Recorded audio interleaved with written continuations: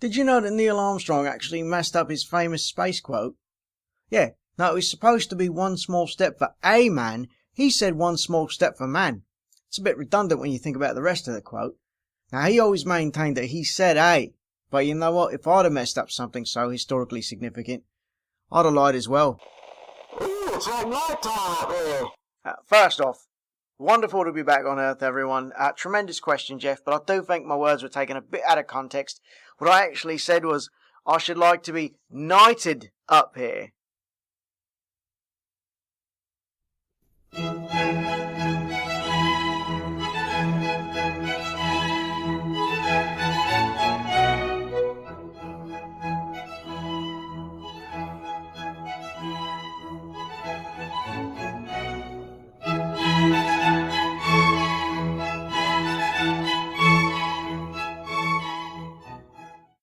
Welcome to A Brief History of the Past. I'm Caelan Burrows, and today we're getting into our very first viewer-suggested historical topic from Mr. Gainan Parsons, the history of space exploration. If you'd like to be mentioned in a future video, be sure to comment down below with what sort of history topics you'd like to see in future videos. What are you waiting for? Do it! The stars in the sky have fascinated humans for centuries, and while people may have fantasized about what was up there, it wasn't until World War II that something would happen that would make space exploration possible. The flux capacitor. In the 1930s and 40s, the Nazis had gotten so lazy they developed rockets to attack locations without having to physically go there. At one point, late in the war, London was being attacked by V-2 missiles that had a 200-mile range. Fortunately, even with this advanced technology, Nazi Germany would go on to lose the war because Hitler was a total git. Heil myself, heil to me. After the war, the United States and the Soviet Union created their own missile programs, which led to Russia launching Sputnik, the first ever artificial satellite into space on October 4th, 1957.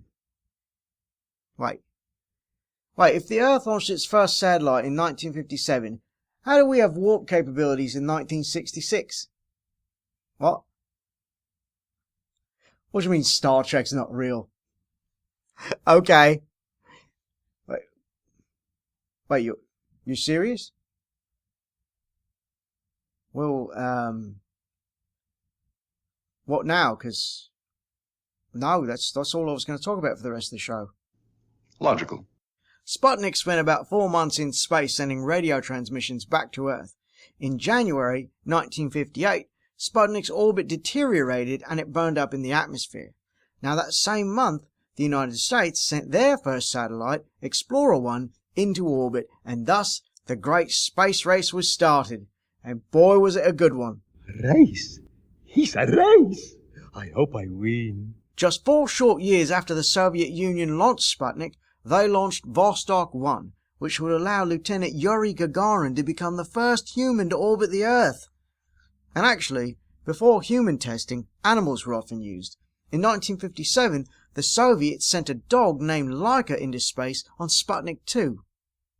What? An adorable dog was the first astronaut? How did I not know about this? I love dogs! The Soviets killed a dog in space? A tiny, adorable little creature that wanted nothing more than to play fetch in zero gravity? Monsters! Animal testing in space was rather normal at the time. The Soviets and Americans used all sorts of animals as guinea pigs. Monkeys, chimps, frogs, rats, dogs, cats. Pretty much everything except actual guinea pigs. That's ironic, that is. Alan Shepard was the first American man in space in 1961, but it was John Glenn in 1962 to become the first American to orbit the Earth. He would also later go on to star in such films as Silence of the Lambs, Backdraft, Training Day, and as Stick on Netflix's Daredevil. Yeah. What's that? Scott Glenn. What's that, like his brother or something? That's because you're stupid. The Apollo program ran from 1963 to 1972 and was designed to land humans on the moon and bring them back to Earth safely. On July 20th, 1969, the Apollo 11 three-man team from the United States successfully orchestrated the first ever moon landing. Neil Armstrong and Buzz Aldrin got to land on the moon's surface, while the third man, Mitchell Stevens, got stuck piloting the command module. What? What do you mean that's not his name? It's Michael Collins? You couldn't possibly expect me to know that. I mean, it's just, no one knows the name of the man who didn't land on the moon. In fact, people watching probably didn't realise that that's not even his picture. Out of the many Apollo missions, only 6 actually landed on the moon. Apollo 13 is one of the most famous to not land on the moon after an oxygen tank exploded, leaving Tom Hanks, Bill Paxton and Kevin Bacon stranded in space for a tick. Houston, we have a problem. After the Apollo program wrapped, the United States launched Skylab in 1973. Skylab?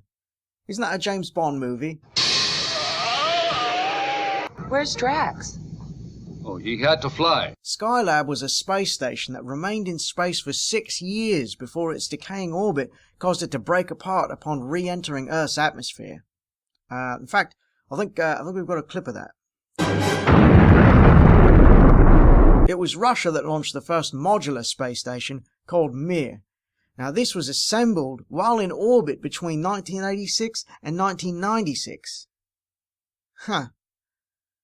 It sounds like extreme Lego building for adults. Awesome! The Space Shuttle program was launched in 1981 by America's National Aeronautics and Space Administration, or NASA, and was designed to create reusable spacecraft. Like a space recycling program? Before the program ended in 2011, shuttle missions involved carrying large payloads to various orbits, including segments to be added to the International Space Station. The first segment of the ISS was launched in 1998. The space station was a joint project between the United States, Russia, Japan, Canada, and the European Union. It serves as a research station where astronauts conduct experiments in biology, physics, astronomy, meteorology, and other fields. What, like university in space? I bet they have wild parties. Nowadays, the focus of space exploration is putting Matt Damon on Mars. What a thing that would be. Just like the moon landing, it would make history. And no one will remember the pilot. Your mother!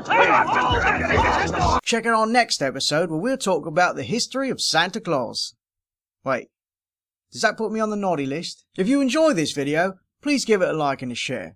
Let me know what sort of history topics you'd like to see me discuss in future episodes in the comments below. Don't forget to subscribe and hit that bell icon to be notified when more brief history of the past videos go up. Thanks, and I'll see you all in the future.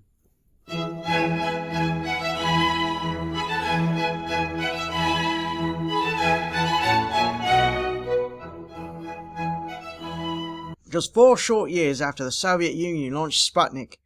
Sputnik? Is it Sputnik or Sputnik? Sputnik. Now that just sounds silly, don't it?